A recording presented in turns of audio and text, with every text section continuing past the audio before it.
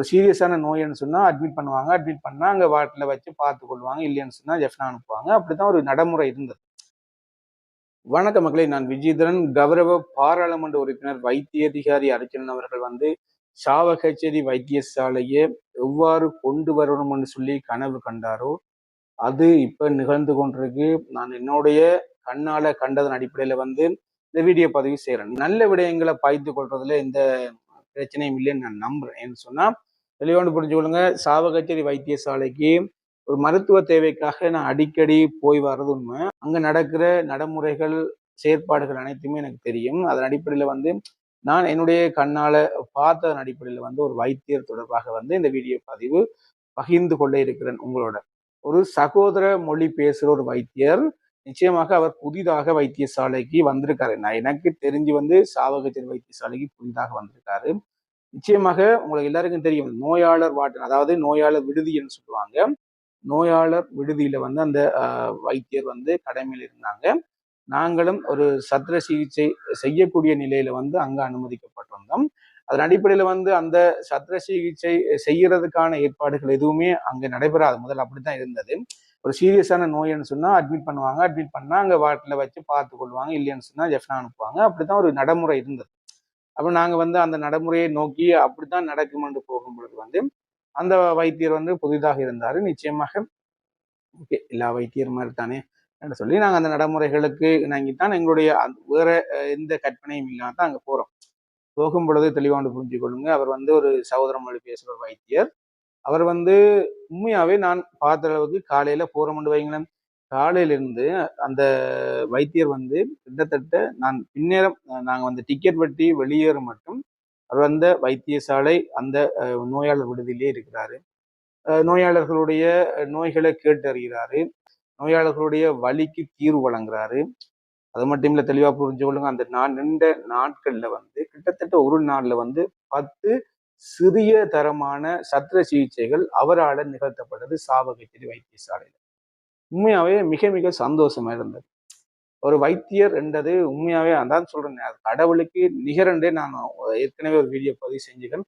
வைத்தியர்கள் அனைவருமே ஒரு கடவுளுக்கு நிகரானவர்கள். தெளிவாண்டு புரிஞ்சு கொள்ளுங்க. தெம்மராட்சி பிரதேசத்துல ஒரு மிகப்பெரிய வைத்தியசாலைன்ற சாவகச்சேரி தான். இதுக்கு முதல்ல இருந்த உங்களுக்கு எல்லாருக்கும் தெரியும், கௌரவ பாராளுமன்ற உறுப்பினர் வைத்திய அதிகாரி அர்ச்சுனனுடைய கனவு. உண்மையாவே திறமை வாய்ந்த வைத்தியர்கள், அது மட்டும் இல்லாம நிவாரண வைத்தியசாலையில நாங்கள் வேலை செய்யறோம்னு சொல்லி இணங்கி வரும் பொழுது நிச்சயமாக எங்களுடைய சமூகம் சார்ந்த நோயாளர்களுக்கு மிகப்பெரிய ஒரு மகிழ்ச்சி தரக்கூடிய ஒரு நிகழ்ச்சி தான் அது.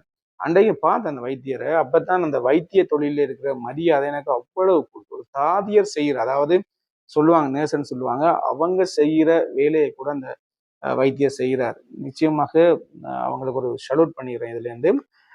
அதுக்கு எனக்கு தகுதி இருக்கோ தெரியல. ஆனா அங்க பார்த்த ஒரு நல்ல விடயத்தை பகிர்ந்து கொள்றதுக்கு யார்கிட்டையும் கேட்க வேண்டிய அவசியம் இல்லை. நல்ல விடயங்களை வீடியோ ஊடாக பகிர்ந்து கொள்ளலாம். என்னை பொறுத்த மட்டும் சாவகச்சேரி வைத்தியசாலை இப்போ ஒரு நல்ல பாதையில பயணித்து கொண்டிருக்கு. அதை பாராட்டக்கூடிய ஒரு விடயம். இப்ப புதிய அரசாங்கம் அவங்க வேலை செய்யற மாதிரி தெரியல, பட் வேலை செய்யறாங்க. புரியுதா? அவங்க அலட்டிக்கல. என்னென்ன செய்யணுமோ, மக்களுக்கு என்னென்ன தேவை இருக்கோ அதெல்லாம் சரிவர செய்து கொண்டிருக்காங்க. என்னென்ன பிரச்சனைகள் இருக்கோ அவங்க பெருசா கத்த இல்லை, என்ன சொல்ற ஆர்ப்பாட்டம் பண்ண இல்லை.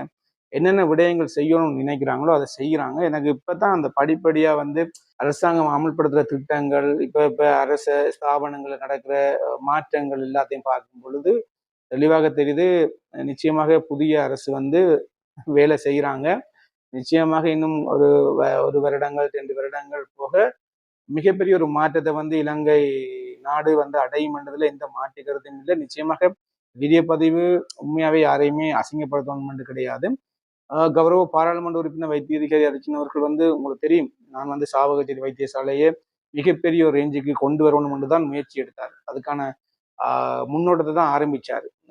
உங்களுக்கு எல்லாருக்கும் தெரியும், அங்க நடக்கிற பிரச்சனைகள் எல்லாத்தையும் கொண்டு பெரிய அளவில் நான் இந்த வைத்தியசாலையை வளர்க்கணும், வைத்தியசாலையிலேயே எல்லா மருத்துவ சம்பந்தமான விடயங்களையும் இங்கே நாங்கள் மக்களுக்கு, நோயாளர்களுக்கு கொடுக்கணும்னு சொல்லி அவர் சாவகச்சேரி வைத்திய அதிகாரியா இருக்கும் பொழுது மிகப்பெரிய ஒரு கருத்தை வெளியிட்டிருந்தார். உங்களுக்கு எல்லாருக்கும் தெரியும்.